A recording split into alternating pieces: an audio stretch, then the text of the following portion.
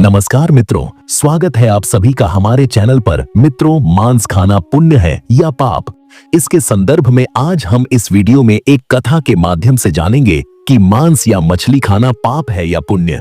अगर आप यह वीडियो देख रहे हैं तो पूरा कथा सुने, वरना आपको पाप लग सकता है, क्योंकि यह गरुड़ पुराण की कथा है। इसलिए पूरा अवश्य देखें और अपने ज्ञान को बढ़ाएं। वीडियो शुरू करने से पहले चैनल पर नए हैं तो चैनल को सब्सक्राइब करना ना भूलें। यह बात उन दिनों की है जब भगवान श्री कृष्ण अपने बालपन में थे। एक बार जब श्री कृष्ण एक पेड़ के नीचे बैठे बांसुरी बजा रहे थे, तभी उनकी तरफ एक हिरण दौड़ता चला आया और उनके पीछे जाकर छुप गया। वह हिरण बहुत ही घबराए हुआ था।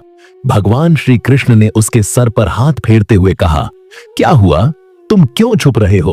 तभी उसका पीछा करते हुए एक शिकारी भी वहां आ पहुंचा और बोला, ये मेरा शिकार है, इसे मुझे दे दो, इस पर मेरा अधिकार है।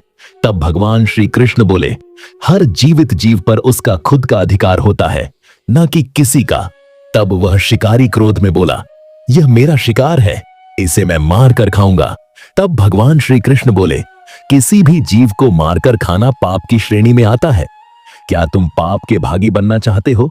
मांसाहार पुण्य है या पाप? क्या तुम धर्म को नहीं जानते? तब वह शिकारी बोला, मैं तुम्हारे जितना शिक्षित तो नहीं कि यह जाने कि मांसाहार पुण्य है या पाप, पर मैं यह जानता हूं कि जीव को मारकर खाना इसमें कोई हर्ज नहीं। मांसाहार से तो एक तो वह जीव को जीव बंधन से मुक्त कर रहा है, फिर क्यों मांसाहार से माना किया जाता है? मांसाहारी होने को क्यों नहीं कहा जाता? वैसे भी मैं इसको मारकर नीच योनि से मुक्ति दिलाकर पुण्य का ही काम कर रहा हूं, फिर इस पर पाबंदी क्यों? इसे तो प्रोत्साहित करना चाहिए। जहां तक मैंने सुना है, जीव तो शास्त्रों में भी बताया गया है। राजा लोग शिकार किया करते थे। ऐसे तमाम तर्क देते हुए श्री कृष्ण से पूछा कि फिर क्यों यह मांसाहार गलत है और पाप की श्रेणी में आता है? आप ही बताइए, मांसाहार पुण्य है या पाप? भगवान श्री कृष्ण समझ गए कि इसकी बुद्धि मांस खाने के कारण तामसिक हो गई है और उसके सोचने और समझने की बुद्धि भी खो दी है। फिर भगवान श्री कृष्ण बोले, इस अंतहीन विषय पर पहले मैं कोई राय दूंगा। मेरी इस छोटी सी कथा सुनने के बाद तुम ही उत्तर देना कि मांसाहार पुण्य है या पाप, और तुम्हें मांस खाना चाहिए या नहीं। वह शिकारी सोचने लगा कि इसमें मेरा तो कोई घाटा नहीं है, इस कथा को मैं सुन ही लेता हूं, मेरा मनोरंजन भी हो जाएगा और बाद में मुझे इसका मांस भी मिल जाएगा। भगवान श्री कृष्ण ने अपनी कथा कहना शुरू की। एक बार मगध में खाद्य का संकट खड़ा हो गया तो उन दिन अन्न का उत्पादन कम रहा। राजा को चिंता हुई कि यदि इस समस्या का शीघ्र निदान नहीं किया गया तो संरक्षित अनाज कोष भी खत्म हो जाएगा और संकट भीषण हो जाएगा।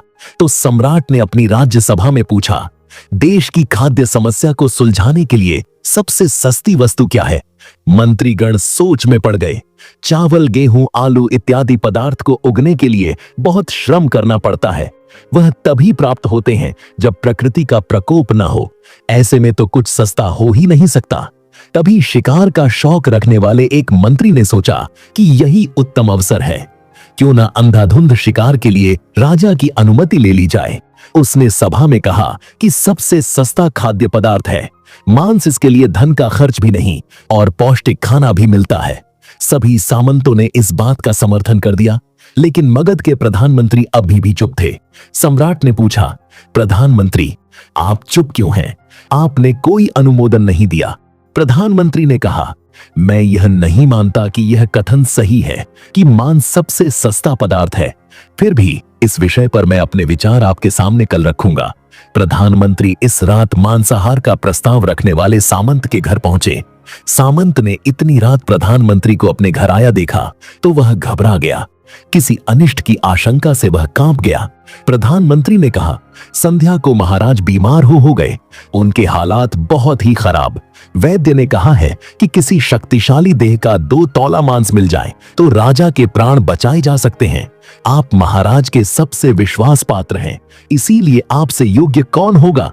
इसके लिए आप जो भी मूल्य लेना चाहे ले सकते हैं। आप कहें तो इस काम के लिए मैं आपको 1 लाख स्वर्ण मुद्रा भी दे सकता हूं। एक बड़ी जागीर भी आप मांग सकते हैं। बस आप अपनी इच्छा कहें तो मैं कतार से आपके हृदय को चीरकर बस 2 तौला मांस निकाल लूंगा।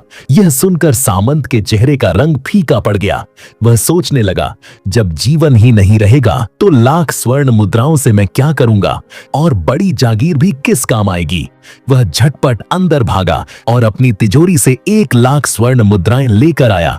मुद्रा देकर उसने प्रधानमंत्री के पैर पकड़ लिए और गिड़गिड़ा हुए बोला, श्रीमंत, मैं आपकी 1 लाख मुद्राओं में अपनी 1 लाख मुद्रा और मिलता हूं। इस पैसे से आप किसी और सामंत के हृदय का मांस खरीद लेना, लेकिन तुम मुझे जाने दो। यह बात किसी और को पता ना चले, मैं आपसे आग्रह करता हूं। प्रधानमंत्री जी यह सब समझ चुके थे। वह उसे थोड़ी और मानसिक पीड़ा देना चाहते थे। प्रधानमंत्री ने आगे कहा, सामंत, आप शरीर से बलिष्ठ हैं, इसीलिए राजवैद्य ने खास तौर पर आप ही का नाम लिया। सामंत ने शरीर पर अंग वस्त्र रखकर अपने जूते भी पहन लिए। जैसे ही वह वहां से भागने वाला था, वह तुरंत प्रधानमंत्री के पैरों में लेट गया।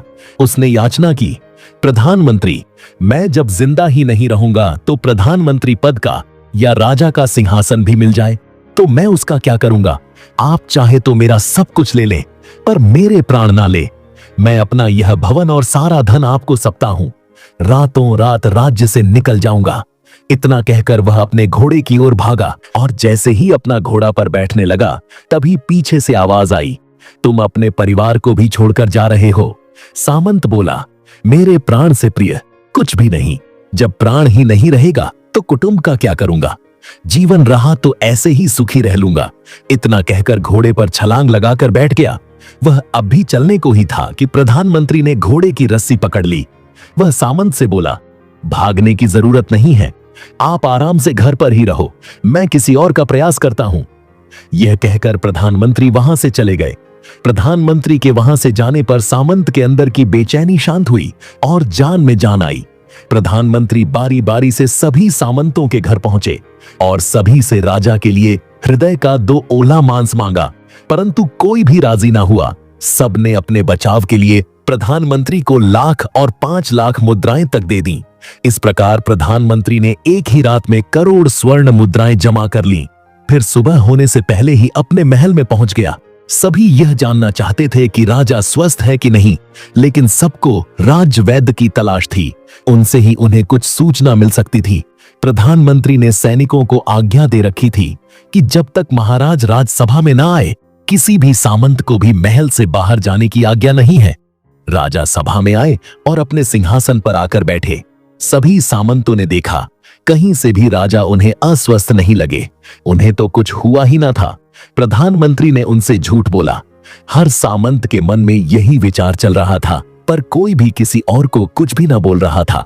तभी प्रधानमंत्री ने राजा के समक्ष 1 करोड़ स्वर्ण मुद्राएं रख दी।